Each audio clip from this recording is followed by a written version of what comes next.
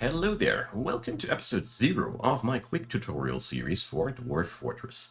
In this video series we're going to cover the whole game of Dwarf Fortress topic by topic by topic in small episodes of 8 to 15 minutes depending on the depth of the topic. Episode 0 here is the world creation and fortress placement. I put this into episode 0 because it's absolutely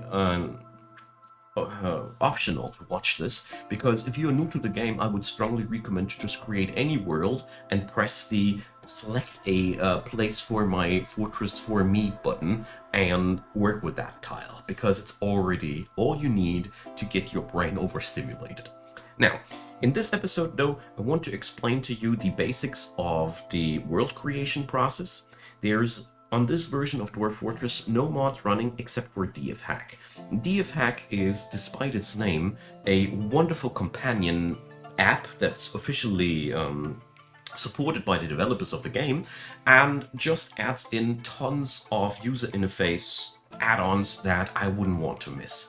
Please, if you are new to the game, install DFHack alongside with the game. It will start automatically when you're starting Dwarf Fortress. You don't need to do anything besides installing this, and it'll make your life so much easier. And the entire series of mine works with the tools out of DFHack, and I wouldn't want to do this to anybody to learn this game like I did back then without DFHack, because it's so much easier. Anyways, that just as a side note. Now to the meat and bones. World creation here is the basic world creation. There's also the detailed world creation, which I made an entirely separate video about. I have the link in the description box below if you want to indulge yourself into all these different parameters. You don't need to though. This is for people who want to sculpture a very specific world, a rainforest world, a desert world, an evil world, a good world. All these things can be done in here. But if you just want a fantasy world to play in, the basic world creation mode is really all you will need. Now, we're going to pick up here a small world size. The bigger the world size, the longer the creation process will take, and the more places you get to select from. The history length is just giving you more time to spread the civilizations out in the world. The longer a history goes, the more big beasties get killed, and the more civilization spreads all over the planet. And in a short history, on the opposite, you would have lots of dragons, mega beasts, and all those things because they haven't been killed yet, and not so many cities and things to work with. Civilizations is pretty straightforward. I think I don't need to say much about that. Sites are adventure sites and mysterious sites. The more you have of these, the more troublemakers are around on the world, so that's one thing. The same goes with the beasts. So these two are basically danger generators for your world. And savagery is depicting how wild the world is in general. So savage worlds have giant animals, and the animals will become aggravated if you chop too many trees in savage biomes, stuff like that. Whereas in a non-savage environment, you have almost no threats from the wildlife at all. It's just where it goes. And the mineral occurrence is basically a button which allows you to depict if you have to hunt for certain minerals or if everything is available wherever you start. For a starter world, I strongly recommend to stick to this end of the line because it's way more fun to hunt for certain things once you know what to do with them. So, we're working with this setup. This is a very simple and straightforward world. I just wanted to point it out how everything is to be understood. Mind you, once you go into the detailed mode, none of the settings that you made here will be carried over to this. As you see here, large world for 1, whereas we had here small worlds. Completely different pair of shoes. I'm skipping out on this because, like I said, it's been an entirely different video. So let's create this world and work with it. The game will now start rolling a world and start proceeding 100 years through history. If during this process the world gets worked up in a way that it's unplayable, it'll discard the world and set up a new one. In this scenario we were successfully not dumping any worlds, and this one is a survivor. As you see here now, time passes by, cities are being founded, the world changes a bit, And you can clearly already imagine that a longer history would just do more of this. Now, once this is done, you can rename your world if you have dfhack installed. There's a wonderful menu for this, but you don't need to. So, we're going to play this world now. Once you have played your world, set up your world, you are now eligible to set up where you want to play and as which civilization you want to play, basically. So we're going to go over Fortress mode. Adventure mode has been recently released, allowing you to play this world as a singular individuum. Completely different game mode. We're playing Fortress mode here. So if you want to have a very easy start, you just click Start Tutorial and the game will select a nice location for you where you can start easily.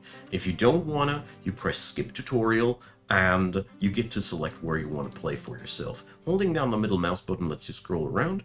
We can now choose which origin culture we want to have.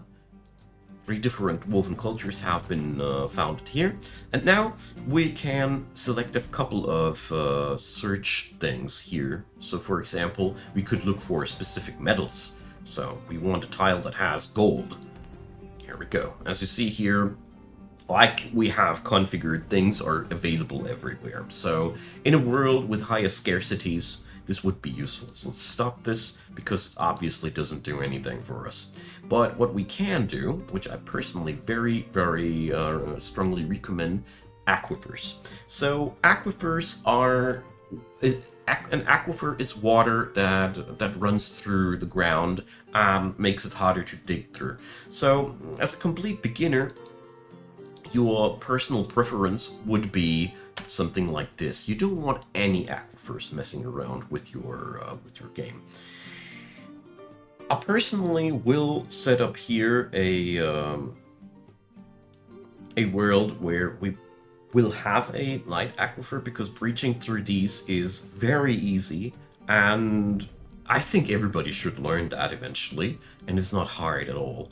So we're going to go over that. But you see now, these green squares would be without any water at all. If you were looking for such a start, this is how you can pull it off. It's one of the questions that many people ask.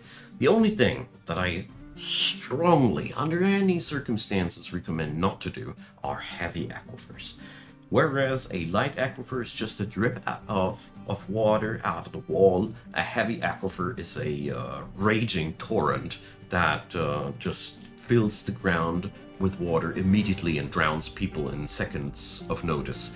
It's a very difficult challenge to breach through these, and me, with my almost 1,000 hours of experience, I would watch my own tutorial again on how to breach a heavy aquifer, because it's so long ago that I did it the last time and I forgot almost everything about it. That's why I wouldn't recommend it. It's not rocket science or anything, but it's a very specific thing. But as you see here, almost all of the world has light aquifer. It's a very common thing, and it's also one reason why I want to settle down where there's one. Apart from that, you can now look for whatever you want here. We are looking for one other thing, that's a flux stone layer. Flux stone is a material required for steel production, and since I want to make a complete tutorial series, it would be very unfortunate if you wouldn't have that stuff around. Flux stones are around, I think, 8 different types of stone that can be used for steel production. That's all that there is. The other things here are all pretty fancy little things that you can use for your own fluff's sake. You can look for savagery, that's one thing, and spirit. You don't want to settle down in an evil region. Evil regions are, let's see, do we have one? Ah, here. You can discern them by checking out the surroundings box. You see that box here, the Lonesome Goo, Land of Magicians, and down there's the word surroundings. Terrifying, written in purple letters. Whenever you encounter purple letters in the environments, that's evil environment. These purple letters depict evil environment. Why is evil environment so interesting, you might ask yourself? Well, the game randomly generates environmental threats in evil biomes, and these can range from relatively harmless things like, I don't know, stinky rain, that's bothersome, up to winds that transform your people into undead creatures that immediately kill. There's really a lot of messed up things that can happen in evil biomes, and all of them would totally overstress a newbie. But try them out, it's fun. Besides that, there's also good biomes, but these are, in green letters, not dangerous in that sense. They have no environmental dangers of sorts, so easily choosable for settling down. I wouldn't want to settle down in an evil biome except for a challenge under any circumstances. And the rest of it, when we click in here now, you can now see all the areas where you want to settle down. 2 more rules of thumb. Don't settle down in the vicinity of necromancers. If you see down here in the neighbor's box a tower, well, let's see, do we even have any of here? Doesn't seem that this world has any necromancers. If there is a tower in the vicinity of your neighborhood, that's necromancers. Necromancers love to live in towers. I don't know why, but it's just their thing. So altogether, if that happens, you will be raided by undead again and again and again, and this is a very, very unhealthy occurrence. You should avoid that. Oh, I think this is one. Yeah, here. Human tower. You don't get them displayed down here, but this is what you're looking for. These things. Don't settle down in your vicinity. The undead from there will be raiding you just right from the get-go. The good thing, though, is that if you would do so, you get a warning. You've selected an area near a necromancer's tower. Don't do that. So, apart from that, there's tons of different biomes. They all have different things to work for. It doesn't really make that much of a difference where you settle down once the first time. The longer you play this game, the more ideas you will get what you want to do. What's quite interesting, though, is that you can let yourself display where there's cliffs and such, and you can embark on these, and these make very interesting geographical things on your map. There's cliffs like this. Or, if you want to look for high places, you can here let yourself display elevations. Because you see, it's not always so clear where there's a high elevation level or not. So here, I mean, the mountains are pretty obvious that there's a high elevation level, but down here, you see vast differences between the elevation levels there. So that's pretty interesting at the end of the day. Now, apart from that, I don't have that much more to add. You know now the basics on how to place down a fortress and how to do these things. For the sake of the tutorial, I will now select a place that will be easy to pick. Let's say, yeah, that looks good. Here, just like that. On a river, because I want to have a river. There we go. Selected an area with light aquifer. We do that. So, when you now spawn here, you can prepare carefully.